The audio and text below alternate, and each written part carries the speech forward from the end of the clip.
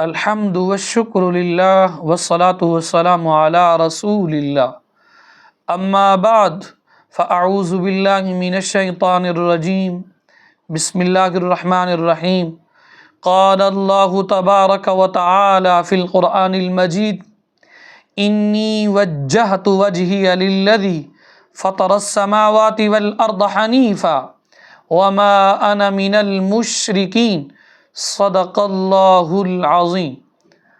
سامعین و ناظرین، آج کی اس ویڈیو کے اندر نماز عید الاضحیٰ کا طریقہ کار بتایا جائے گا۔ یاد رکھیے، نماز عید الاضحیٰ اس کی ادائیگی واجب ہے اور اس نماز کے لیے نہ اذان دی جاتی ہے نہ تکبیر کہی جاتی ہے۔ اس کی نیت کچھ یوں کی جاتی ہے، نیت کرتا ہوں نماز کی 2 رکعات نماز عید الاضحیٰ، ساتھ 6 تکبیریں زائد واجبوں کے، بندگی خدا کی، پیچھے امام کے، اللہ اکبر۔ پہلی تکبیر جس کو تکبیر تحریمہ کہا جاتا ہے، کانوں تک ہاتھ لے جا کے آپ نے باندھ لینے ہیں، ثنا پڑھی جائے گی، امام بھی ثنا پڑھے گا، آپ بھی ثنا پڑھیں گے، یعنی سبحانک اللہم وبحمدک وتبارک اسمک وتعالی جدک ولا الہ غیرک۔ اب ثنا یعنی سبحانک اللہم پڑھنے کے بعد اب تکبیریں پہلے ہوں گی۔ امام تکبیر کہے گا، پہلی تکبیر کے وقت کانوں تک ہاتھ لے جا کے چھوڑ دینے ہیں، دوسری تکبیر کے وقت بھی کانوں تک ہاتھ لے جا کے چھوڑ دینے ہیں، تیسری تکبیر کے وقت کانوں تک ہاتھ لے جا کے باندھ لینے ہیں۔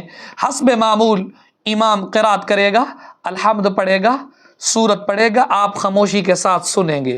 حسب معمول ایک رکعت مکمل ہوگی، رکوع کیا جائے گا، سجدہ کیا جائے گا۔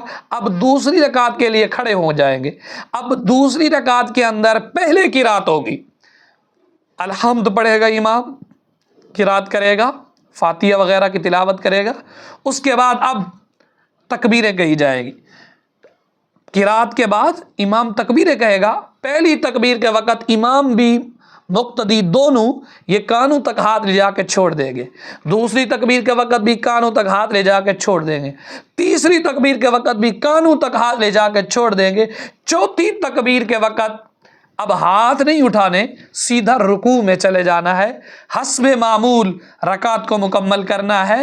یاد رکھیے، پہلی رکعت کے اندر تکبیریں پہلے ہیں، یعنی الحمد اور سورت سے پہلے تکبیریں کہی جائے گی، اور دوسری رکعت کے اندر تکبیریں الحمد پڑھنے کے بعد، یعنی قرات، سورت وغیرہ پڑھنے کے بعد تکبیریں کہی جائے گی، حسب معمول رکعت کو مکمل کیا جائے گا۔